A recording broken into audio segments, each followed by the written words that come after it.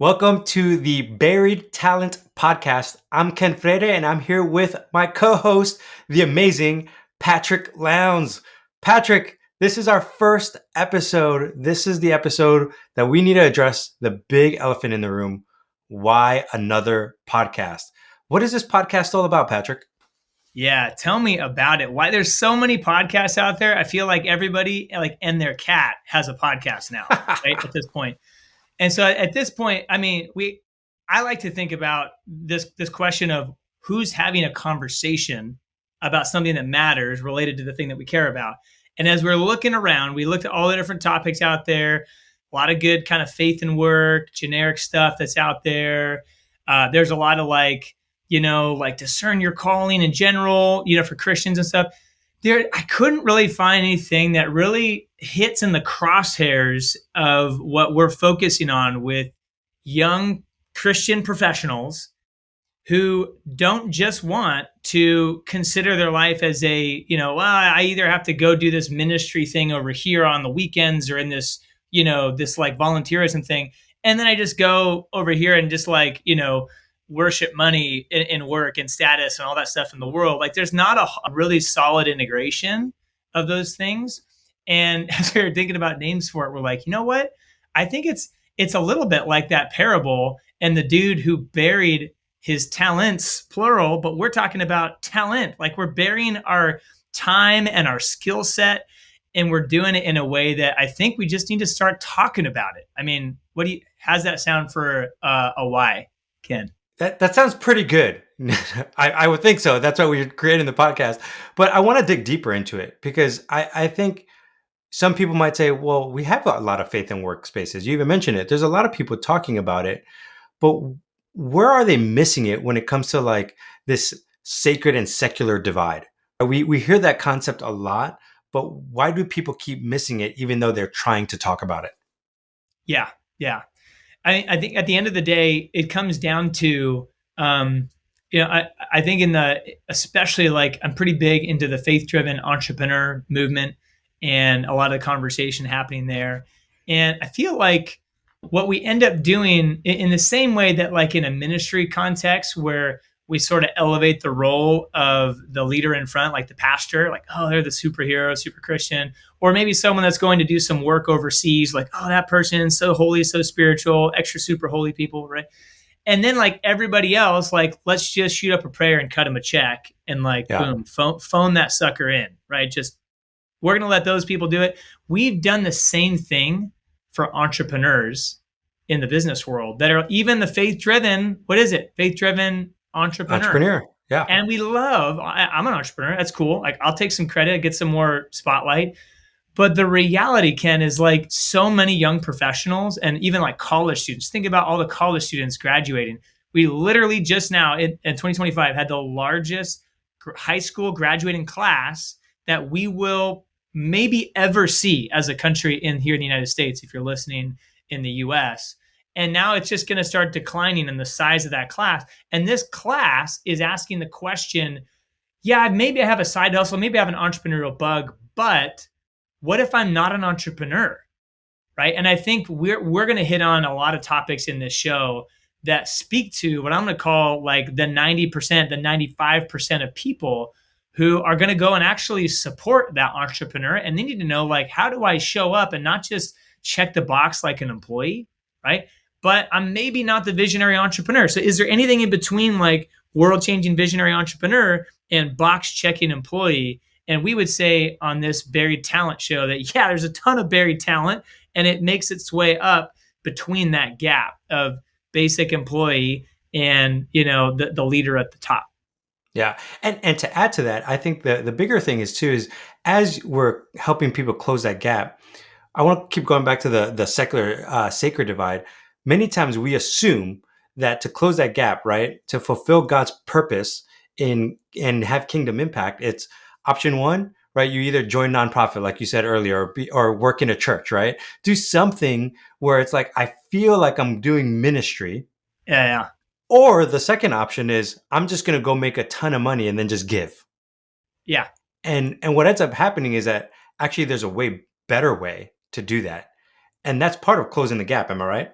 Yeah. I mean, like to be straight up, like in the year 1300, like we invented new words a lot, like over time, Yeah. right? We invented the word ministry in the year 1300. It did not exist as a word in Jesus' day when he was out showing people how to honor God and how to follow him. And so this concept of avodah, even deeper in the Hebrew, like in Old Testament, and then diakonomos, like service, right? And doulos, like even being a slave and like serving God like really faithfully. That concept was very much connected with the workplace and what do you do for work, right? Paul was literally building tents and he was doing a ton of amazing work in the marketplace. And that was, I would argue, that was a big reason why he had so much impetus in the cities where he went, because he was known. He was the guy producing products and marketable, valuable services. But in Christendom, we usually think about Paul, who is writing the letter and he's in jail and he's suffering. But we didn't think about what was he doing with the rest of his time. And I think that's what we need to be thinking about, especially as young professionals, young talent, is like, wow, I got my whole 80,000 hours of career in front of me, right? And if you're like 30 years old right now, if you're a little bit later into that, you still got like whatever that is, 68,000, 70,000 hours to go. And the point is like, how are we using all of our time in the marketplace, in the workplace, to see God's kingdom show up in different ways? So that's, as you can tell, we're a little bit animated, we're passionate about that topic. Well, and I think the reason why, and we could go on and on about it, but we see so many people feel like they feel purposeless, right? They're like, what am I doing in this job? I know I'm called to greater things, but right now I'm just like an entry level manager, or I'm just working at this quote unquote secular job. Is this really what I'm supposed to be doing? Or is there something far greater in life? And that's what we want to start to address is like, well, what if your life looked differently in the place you're working? And all throughout scripture, you see this, right? Where Daniel, he's in exile, but he's still working and he's glorifying God where he's at. He's in Babylon, right? Like there's all these different things that we can talk about in our Yeah. lives that we want to help these young professionals see like you actually matter right now, Yeah. not tomorrow, not next year, right now. You can actually be glorifying God.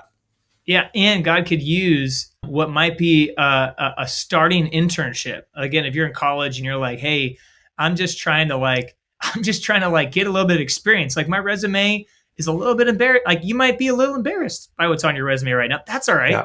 But the point is like, what is that first or second couple roles? Or maybe you are, 3, 4, 5 years in, you've already done, your trip around a few different parts of an industry, or different kinds of jobs. What does it look like to faithfully serve God in those roles, and also to think more like a business operator, somebody who is not just staying focused on, well, I got to go in, I got to check the box on this thing, that thing, that thing, but how do I think more about the operation of a business? In other words, like the whole success, all the factors that lead to success. One of my mentors asked me, Patrick, what has to go right? What are all the things that have to go right for this venture to work? And that's like Yeah. a big question. But if you think about that, and like even if you're like a front desk employee and like it's your first job or you're an intern, you have to answer that question right there.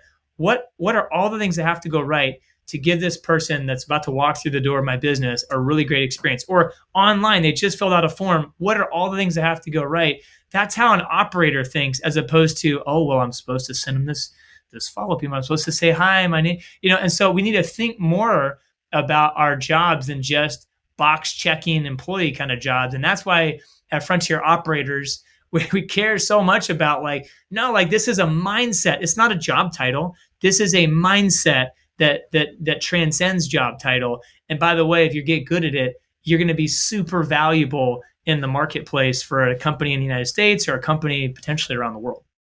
Yeah. So Patrick, how do we help these young professionals and within this podcast and with everything Frontier Operators does to shift that mindset from, hey, I know I have a purpose. I don't want to be an employee, but I want to be what we've coined the concept frontier operator, someone who has a different mindset. How are we going to walk them through that? Yeah. I mean, we want to hit again on this show, like a lot of the big questions that you're asking if you're in your 20s or maybe early 30s, and you're just thinking about like, I don't feel like like maybe I'm leaving something on the field that like I could there could be more for me that God has for my purpose or that God has for my calling. Yeah, I think it starts with that, Ken. Like the more that we start out with clarity on what God has already gifted us to, and then the second question is, okay, now that I'm a little more clear about that, how do I then use that? How do I show up in this job? Or how do I maybe need to find people or jobs or industries that are better aligned with what God is asking me to do? We want to ask those questions with you, process through those kinds of things on this show. And then there will be some time too. I'm really excited about this. We're going to have some young professionals on the show to be able to share a little bit about what are some of the steps they're taking to refine their skill set and to grow themselves in their capability, but also some clarity of their calling. So like I'm pumped. It's not just going to be talking heads. I'm not just going to bring in super successful people from that are 20 years down the road and just and talk about how hard it's going to be to do the amazing thing that they did. I like those. I think we all like those stories. Yeah. I feel like this is going to be more approachable, though. I mean, that's what I mean. Ken, you have to keep me honest here. Maybe it'll still be too aggressive, but we want to make it feel like someone can show up here and it is within reach to be a faithful business operator type in whatever kind of role you have. Yeah. Well, the reality, Patrick, is that our society has demeaned in some ways young professionals and young people because they're like, oh, they're not capable, they're lazy, they're always on social media, they're always doing these things. And actually, God's like created us to build, created us to create.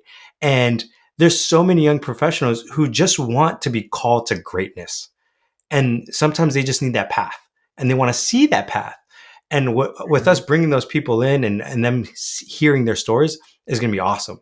And one thing that I hear you say that I think this podcast is going to be super valuable, if I were to make it concise for some individuals, is that there's three broad areas that we're going to cover. One of them is calling, right? Clarity and calling. The second one is capacity, the ability to grow your capacity to become a higher level leader. And then the other one is just competency, like character, learning how to become the character needed to fulfill your competencies and fulfill your calling. Because if you don't have the character, it doesn't matter. Everything will fail. You need those things in order to achieve greatness. Yeah. Yep. And obviously this podcast, this is just a conversation. Yeah. One of the things that's unique, I just want to say about this, sometimes you listen to podcasts and you're like, oh, that's cool. Like it always feels like this conversation that's out there. One of the things that we want to do to make this a little bit more relational is invite you into the conversation. So if you're listening to this for the first time, like if you took the chance on this first episode, what's this thing all about? There's going to be invitations to where you could jump into sort of like live kind of fireside chat, setups where it might only be 20 people in a room and we get to interact about a certain topic. So we hope that will also be part of what we do. That makes us different instead of like a sit on the sidelines consumeristic podcast, more of something that is inviting you into a community. So as we've just set that up at the operator community that we've launched. We're going to tell you more about that in the future shows, and we want you to engage, to jump in. We don't want you to sit on the sidelines of this show and this community that we're building. And so we're hopeful that you are not only formed by this show, but you also get to form it a little bit yourself with the community that forms around it. So we're pumped. Yeah. A lot of things to be excited for. It's going to be great. And that community, you'll start to be able to, we'll talk about it, but you'll start to find those links on the show notes as well. So for anybody listening to these things and you're interested in that, you'll find that there. It'll be great. Or you'll go to our website. It'll start linking to the community, because that's what we want it to be about. If you're listening to this young professional, no, we've been in your shoes. We're at one point young professionals just trying to figure out where to go, what to do, how to get there.